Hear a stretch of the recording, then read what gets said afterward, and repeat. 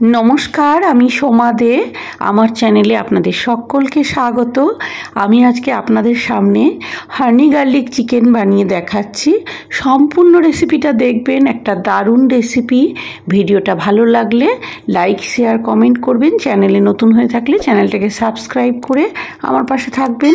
চলুন তাহলে সম্পূর্ণ রান্নাটা দেখে নেন।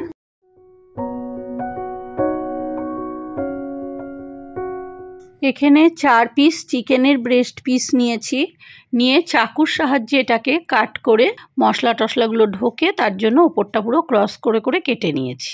এবার এর মধ্যে লবণ দিলাম 1.5 চামচ, ভিনিগার দিলাম 1.5 চামচ, আর গোলমরিচের গুঁড়ো দিলাম বড় চামচের 1 চামচ, সয়া সস দিলাম 2 চামচ ছোট চামচের। এখানে বড় চামচের 1 চামচ আদা, রসুন আর কাঁচা লঙ্কা ক্রাশারের মাধ্যমে খুব মিহি করে কুচানো, কিন্তু পেস্ট নয় এটা। সম্পূর্ণটা খুব ভালোভাবে চিকেনের গায়ে মাখিয়ে নিচ্ছি। খুব সুন্দর করে এরকম মাখানো হয়ে গেছে। দেখুন, কাট করার ফলে চিকেনগুলোর ভেতরে মশলাগুলো খুব ভালোভাবে লেগে গেছে, এবং এটা যখন ম্যারিনেট করে প্রায় ঘন্টাখানিক রেখে দেব তখন ভেতরের মধ্যে আরও সুন্দর করে মশলাগুলো ঢুকে যাবে। এবার এখানে কর্নফ্লাওয়ার নিলাম, প্রায় বড় কাপের 1 কাপ কর্নফ্লাওয়ার নিয়ে এবার এই কর্নফ্লাওয়ারটাকে চিকেনের গায়ের মধ্যে খুব ভালো করে মাখিয়ে নিলাম। সবকটা চিকেনকে একভাবে মাখিয়ে নিচ্ছি। 2 পিঠ খুব সুন্দর করে মাখানো হয়ে গেছে। এরকম মাখানো অবস্থায় প্রায় আধ ঘন্টা রেখে দেব।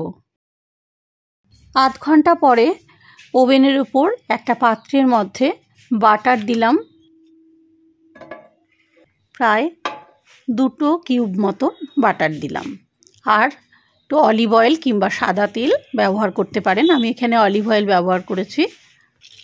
অলিভ অয়েল আর বাটার একসাথে খুব ভালোভাবে মিশিয়ে নিয়ে এইবার কর্নফ্লাওয়ারে মাখানো চিকেনটা খুব ভালো করে ভেজে নিচ্ছি। চিকেনগুলো 1 পিঠ ভাজা হয়ে গেলে আরেক পিঠ উল্টে দিলাম। খুব সুন্দর গন্ধ বেরোচ্ছে। বাটার, অলিভ অয়েল আর সমস্ত মশলা চিকেনের মধ্যে মাখানো সব সমেত অসাধারণ একটা গন্ধ বেরোচ্ছে। চিকেনটা আবারও একটু উল্টে দিচ্ছি।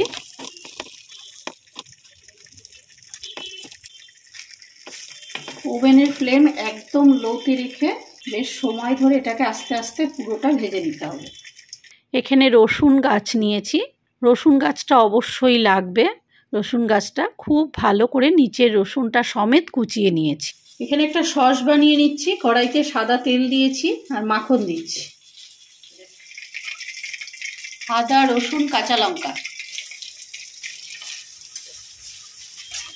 আদা, রসুন আর কাঁচা লঙ্কাটা খানিকক্ষণ নাড়াচাড়া করে ভেজে নিয়ে এর মধ্যে এই রসুন গাছগুলো দিয়ে দিলাম। অল্প কিছুটা রসুন গাছের কুচনো রেখে দিয়েছি, এটা আমি পরে কাজে লাগাবো। খানিকটা সময় ধরে এটা ভাজার পর এর মধ্যে বড় চামচের প্রায় 2 চামচ মতো ভিনিগার দিলাম। টমেটো সস দিলাম বড় চামচের প্রায় 2.5 চামচ মতো। চিলি সস দিচ্ছি বড় চামচের 1 চামচ।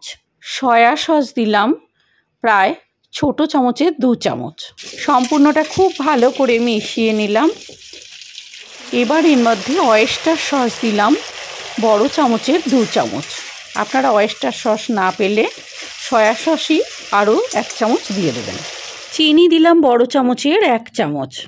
খুব ভালো করে সম্পূর্ণটা নাড়াচাড়া করে সসটা বানিয়ে নিচ্ছি। এবার এর মধ্যে চিলি ফ্লেক্স দিলাম 1/2 চামচ, আর অরিগেনো দিলাম 1/2 চামচ।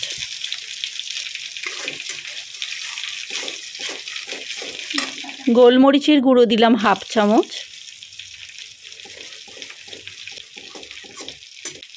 এবার দিচ্ছি হানি, সবচেয়ে মেন উপকরণ যেটা হানি। এই হানিটা কিন্তু দিয়ে দিলাম বড় চামচের 2.5 থেকে 3 চামচ।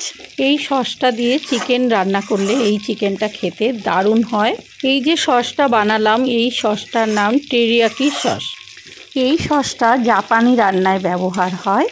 জাপানে ভীষণভাবে চিকেন রান্নায় এই সসটা ইউজ হয়। যদি মনে করেন এক্ষুনি এই সসটা রান্নার কাজে লাগাবেন, তাহলে অল্প করে কর্নফ্লাওয়ার গুলে একটু দিয়ে দেবেন।